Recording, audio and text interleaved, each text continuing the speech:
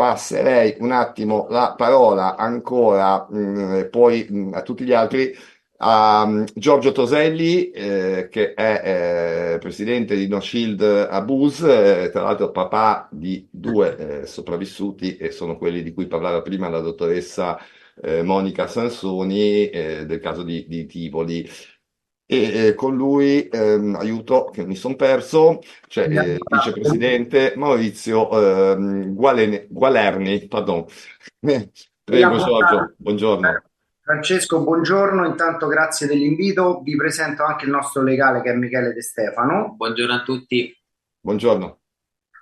Allora, noi in sostanza, a parte come genitori di sopravvissuti ad abusi sessuali da parte di Mirko Campoli, che era un presidente diocesano di Azione Cattolica, insegnante presso una vicepreside, insegnante presso una delle scuole più grandi di Tivoli. In realtà ci siamo conosciuti come associazione. Ringrazio, ecco, Francesco per l'invito. Noi abbiamo buttato giù e stilato, diciamo, dei punti sui quali abbiamo riflettuto in questi pochi mesi, perché in realtà noi ci siamo costituiti associazione iscritta regolarmente al RUNS, quindi al terzo settore, ad aprile. Ieri abbiamo avuto diciamo, la prima nostra, chiamiamola vittoria in tribunale, con la condanna, la seconda condanna nel secondo filone a 6 anni e 10 mesi per gli abusi sul mio secondo figlio, mentre invece nel primo filone aveva preso 9 anni sui 10 richiesti per gli abusi su il mio figlio grande e il figlio di Maurizio.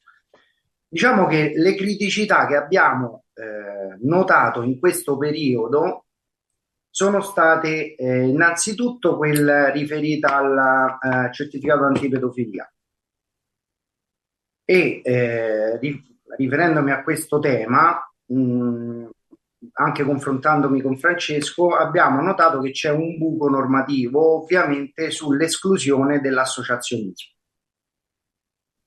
È un po' come permettere a persone, a pedofili, chiamiamoli come sono, di convogliare tutti quanti all'interno dell'associazionismo o della Chiesa o comunque di organi e associazioni nei quali non viene richiesto il certificato antipedofilia.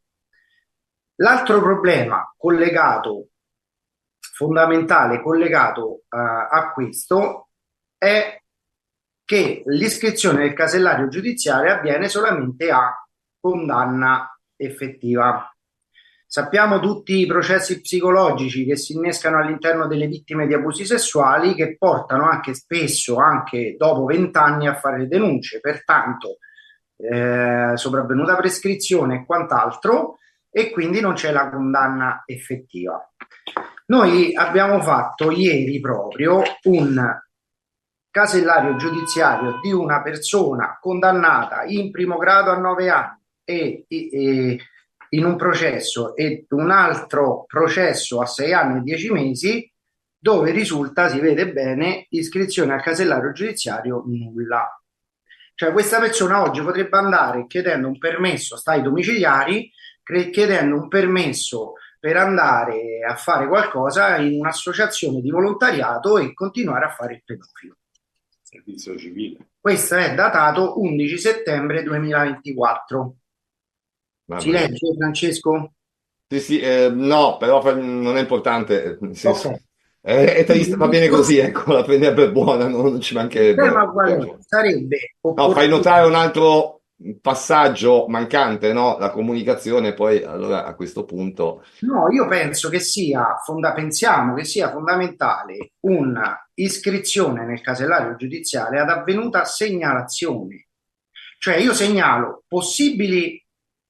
Sì, sì, questo sì, però è più complesso perché c'è la presunzione di innocenza fino al terzo grado, e il report che abbiamo tirato fuori, che contiene anche tutti i casi passati dalla procura, ma a volte anche prescritti per prescrizione, quindi non finiti a un terzo grado, li abbiamo inseriti ugualmente proprio per questo motivo. Quello è un'altra, diciamo, un'altra lacuna, non da poco, però iscrivere nel casellario già quando uno viene sovrindagato, diciamo, Ok, per però ti carità, faccio ecco, però una norma. l'esempio nostro, no? Nostro vissuto sulla Sì, nostra pelle. È stata fatta una segnalazione ad un centro d'ascolto di questo potenziale pedofilo che ha continuato poi nel tempo a fare le sue attività pedofile e ad oggi, con due condanne in primo grado, potrebbe continuare a farle. Cioè c'è un qualcosa da rivedere sotto questo punto di dice il passaggio appunto, no, che sì, sì, quello sì. o perlomeno a livello comunicativo. Cioè io ti sospendo dagli incarichi, ovviamente, vista la lungaggine dei processi e quant'altro, vieni segnalato, ti sospendo dalle tue mansioni di educatore, quello che sia, professore, istruttore di palestra, istruttore di piscina, mi riferisco anche all'ambiente sportivo, parlando con il dottore Bruno, mi sembra, del CONI. Eh, quindi Giorgio il Barone, discorso è Barone, il dottor Barone, mi Barone, scusi. Giorgio Barone. Il discorso qual è? Secondo noi andrebbe rivista la normativa da questo punto di vista, accorciare, ora noi siamo stati fortunati, devo dire la verità, Michele ce lo può confermare, il nostro legale, che la Procura di Tivoli magari è un fiore all'occhiello a livello italiano, quindi in un anno si è arrivata la sentenza di primo grado per tutti e due i filoni, a dicembre c'è l'appello, probabilmente entro Pasqua avremo la condanna definitiva, quindi in 2 anni massimo. Sì, anche perché c'è stato rito abbreviato. Rito abbreviato, ok, quindi porre delle condizioni per questi reati di pedofilia dove i processi si devono svolgere dentro dei tempi limitati e ristretti, al fine di garantire il giustizialismo anche, cioè quella persona potrebbe non essere un pedofilo, però in via cautelativa per tutelare i minori, cioè non per tutelare, noi dobbiamo pensare sempre alla tutela dei ragazzi, che spesso si pensa alle pene, alle condanne a tutelare il carnefice, il mostro.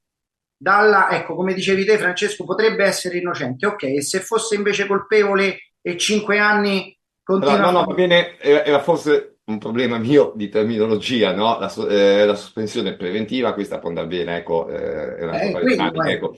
No, no, Sospensione preventiva, io sei un dipendente pubblico, ti continuo a pagare lo stipendio, tu te ne stai tranquillo e buono a casa a fare quello che vuoi, ti sospendo da tutti gli incarichi e da tutte le frequentazioni dove sono i minori e poi accorciamo i tempi dei processi. È un lavoro, penso, lunghissimo da fare e qui ci potranno magari aiutare tutte le istituzioni e i garanti di tutte le regioni presenti, no?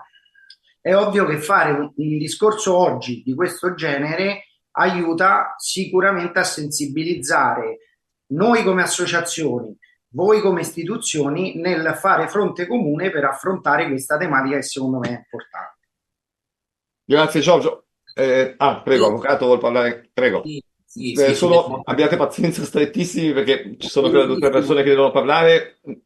Velocissimo, intanto grazie per l'invito e complimenti a tutti coloro che mi hanno preceduto. Grazie ai garanti presenti perché si dimostrano nei fatti vicini a questa importantissima tematica. Credo, siamo all'indomani appunto di una sentenza in cui un padre di famiglia ha visto sostanzialmente accertata, seppur in primo grado, la pena di responsabilità di un soggetto nei confronti di due figli. Quindi siamo chiaramente in un momento emotivo e giuridico piuttosto delicato, insomma, soggetto che non era, diciamo, un quisco de popolo, ma era il miglior amico di famiglia. Quindi, dal punto di vista Tra emotivo, l'altro, ecco, tra l'altro. o meglio, è il presidente in questa fase. È importante dal mio punto di vista la presenza nelle aule giudiziarie.